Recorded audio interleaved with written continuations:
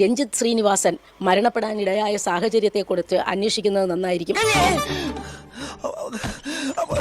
എന്നോട് കരഞ്ഞുകൊണ്ട് പറഞ്ഞിട്ടുണ്ട്, ചേച്ചി ഈ പ്രസ്ഥാനം എന്നെ ഒതുക്കാൻ ശ്രമിക്കുകയാണെന്ന്.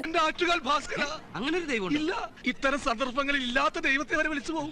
എന്തെങ്കിലും വന്നു കഴിഞ്ഞ് എല്ലാവരും കണ്ണീരൊഴുക്കി രക്തസാക്ഷിക്ക് വേണ്ടി ഓടി നടന്നിട്ട് കാര്യമില്ല. എന്റെ അനുഭവത്തിന് ഞാൻ പറയണത്, എന്റെ ജീവൻ എനിക്ക് വലുതാണ്. അതുകൊണ്ടാണ് ഞാൻ ഓഡിയോ ക്ലിപ്പ് പുറത്തുവിടാനിടയായത്. ഓഹോ, അപ്പോൾ അങ്ങനെ ഒരു സംഭവം ഉണ്ടായിരുന്നല്ലേ? തീർച്ചയായിട്ടും ഇതേക്കുറിച്ചുള്ള ദുരൂഹതകൾ നിങ്ങൾ അന്വേഷിക്കേണ്ടതാണ്. അതുപോലെ തന്നെ ശോഭാ സുരേന്ദ്രന്റെ തീവ്രവാദ ബന്ധത്തെക്കുറിച്ച് അന്വേഷിക്കേണ്ടിയിരിക്കുന്നു. നമ്മൾ പോലും അറിയാതെ അധോലോകമായി മാറി കഴിഞ്ഞിരിക്കുന്നു. ക്രിസ്തുമസിനോടനുബന്ധിച്ച് ശോഭാ സുരേന്ദ്രൻ സ്വന്തമായി ഒരു പരസ്യം കൊടുക്കുകയും 3 എണ്ണം എനിക്ക് വേറെ ചില കാര്യങ്ങളോട് പറയാനുണ്ട്. അതിന്റെ ഫണ്ട് പത്രത്തിലേക്ക് എവിടെ നിന്ന് വന്നു എന്ന് നിങ്ങൾ അന്വേഷിക്കുമ്പോൾ നിങ്ങൾക്ക് ഈ ബന്ധത്തെക്കുറിച്ച് ഷാജി ഏട്ടാ, ഇവിടെ ഇത് കാര്യമായിട്ട് പറയാണോ? ഇത് വല്ല തമാശ പറയാൻ പറ്റിയ വിഷയ? ഏത് തരത്തിലുള്ള തീവ്രവാദ ബന്ധമാണ് അത് നിങ്ങൾ അന്വേഷിച്ച് കണ്ടെത്തുകയാണ് വേണ്ടത്.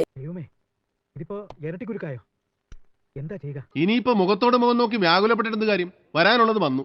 ഇനി അതെങ്ങനെയെങ്കിലും മാറ്റാൻ നോക്കാം.